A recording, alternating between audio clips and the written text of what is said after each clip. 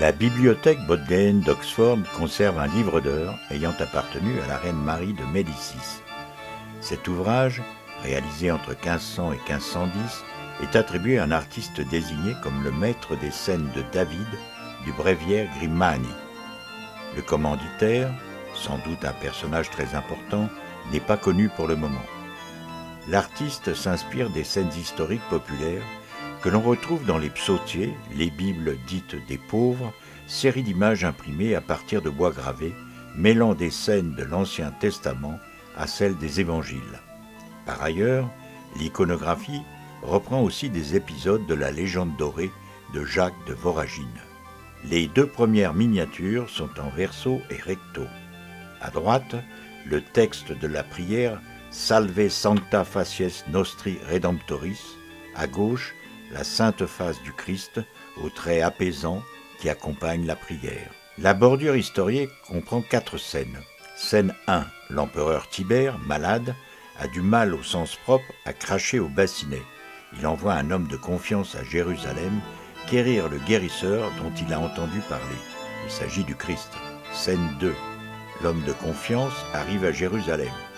Grosse ellipse, comme on dit en langage cinématographique, puisque l'envoyé est revenu avec Véronique, qui détient le linge à la sainte face, qui a le pouvoir de guérir à sa vue. Scène 3, Tibère s'agenouille devant l'image du Christ. Scène 4, Tibère est guéri, puisque le chat, au sens figuré qu'il avait dans la gorge, est effectivement sur un mur. Excellente trouvaille de l'artiste. Deuxième bordure historiée. Cette scène de bataille, avec un monarque aux armes du Saint-Empire, est une allusion à l'arrivée de Josué en terre promise au pays de Canaan. Il y a une correspondance entre les noms de Jésus et de Josué. Et la nouvelle terre promise, c'est le monde qui s'ouvre au christianisme. Les pages de texte, en gothique bâtarde, sont ornées de bordures typiques des productions des Pays-Bas méridionaux, dont les centres principaux étaient Gand et Bruges.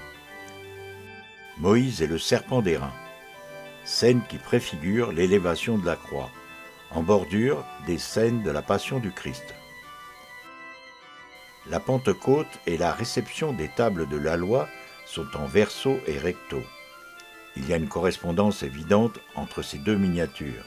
La Pentecôte, c'est 50 jours après Pâques, et la réception des tables de la loi, c'est 50 jours après la traversée de la mer Rouge.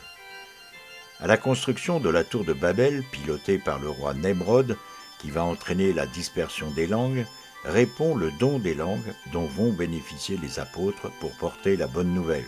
Cette représentation de la Pentecôte est extraordinaire à plus d'un titre.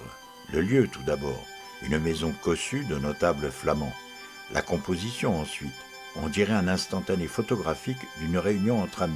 La colombe de l'Esprit Saint n'impose aucune lumière écrasante sur l'assemblée. Au fond de la pièce, sur une crédence, se trouve, sous un dais vert, une statue de Moïse portant les tables de la loi. Il y a également 2 gros livres pour les Saintes Écritures, une aiguière et un verre qui rappellent les paroles de Jésus.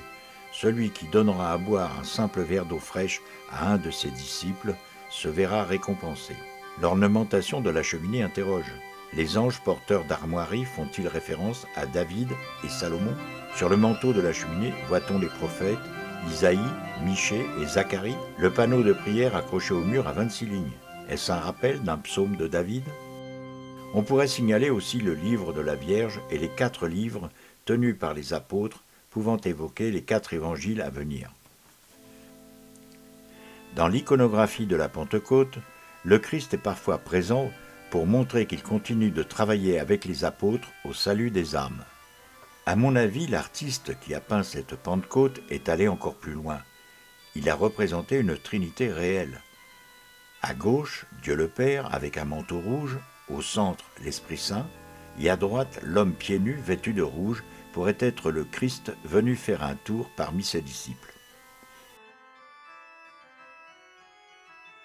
Verso et recto, la messe de la Vierge. À gauche, Joseph se fait discret.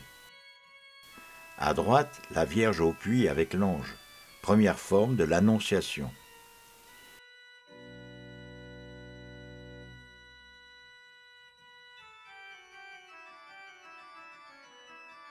Missa Beatissima Mariae Virginis. Face au texte du Credo, un singe enchaîné à une pierre à battre le grain est représenté dans la marge. Il est à sa place, puisqu'il est considéré comme étant à la marge du monde humain. Cela montre aussi que les liens du péché nous réduisent à l'état d'animal. L'Eucharistie. La miniature montre une femme qui communie. Mais que représente la bordure historiée? C'est un épisode du mystère de la Sainte Hostie, mise en scène théâtrale d'une affaire sombre se passant à Paris en 1290, dans laquelle un juif a été accusé d'avoir torturé en vain une hostie. Une femme pauvre dépose son manteau chez un prêteur à gages juif pour 30 sous. Comme elle ne peut rembourser, il lui propose de ramener une hostie pour qu'elle puisse récupérer son bien. Grosse ellipse. Rentré chez lui, l'homme veut vérifier la nature réelle de l'hostie avec un canif. Stupeur et panique. L'hostie saigne. Il faut s'en débarrasser. Tous les moyens sont bons pour taper dessus. Rien n'y fait. Alors il se décide à plonger l'hostie dans un chaudron d'eau bouillante. Elle saigne encore plus jusque dans la rue. Le fils du juif, qui passait par là, alerte une voisine. Fin de séquence qui n'a rien à voir avec une banale scène de rue. La femme qui communie est peut-être celle qui met son manteau en gage.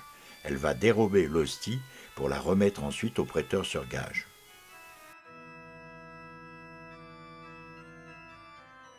Saint Jean rédigeant l'Apocalypse à Patmos. En Camaïeu, le prophète Isaïe et la Sibylle de Cume.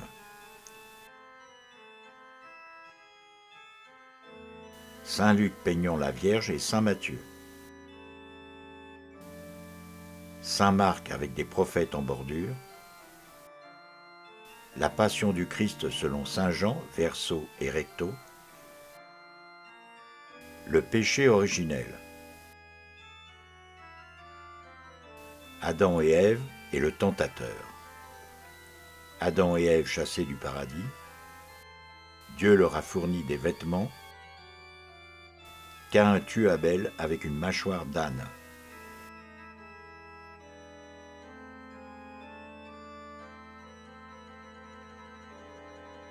David fait porter l'arche d'alliance chez Obed-Édom et scène de la naissance de Saint Jean-Baptiste. La floraison du bâton d'Aaron devant l'arche d'alliance prouve que Dieu l'a choisi pour être son prêtre. En bordure, la Sibylle de Tibur indique à Auguste le mystère de l'incarnation. Moïse et le buisson ardent. Adoration des bergers.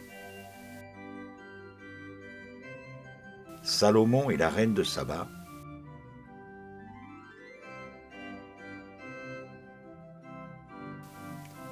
Abigail offre des iris à David. La présentation au temple et en fond celle de la Vierge par ses parents Anne et Joachim.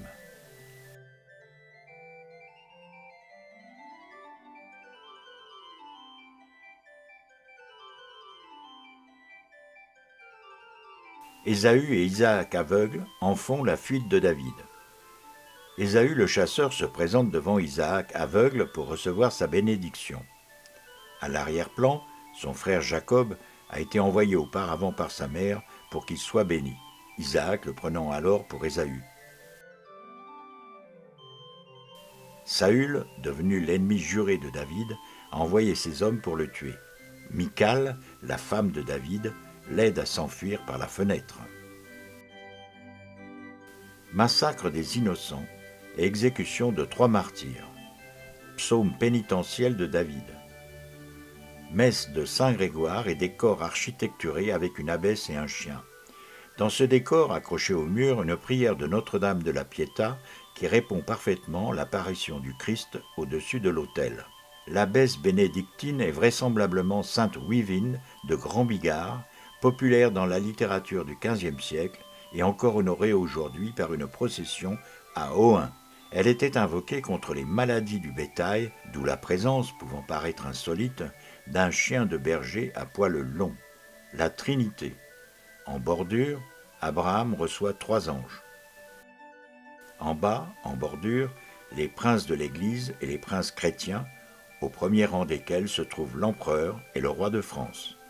Stabat Mater, oraison à la Vierge, obsecro te domina sancta Maria Mater Dei.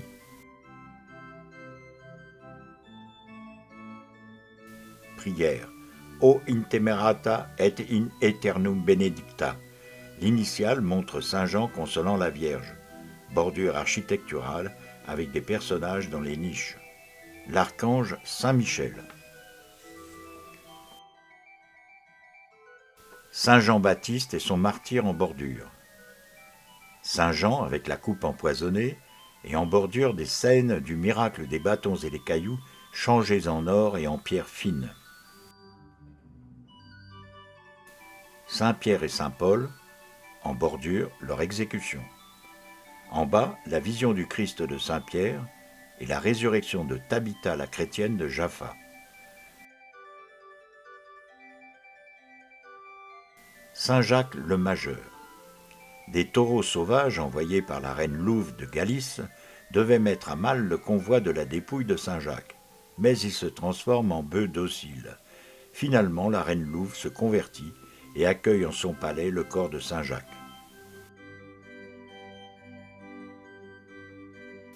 Saint André. Déguisé en pèlerin, il déjoue la ruse d'une femme démon qui tentait de séduire un évêque lors d'un banquet. Le démon disparaît dans l'espace.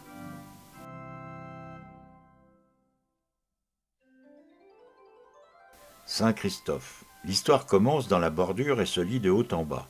Christophe, l'homme à la grande stature, quitte le service du roi pour se mettre à celui du diable, estimé plus puissant.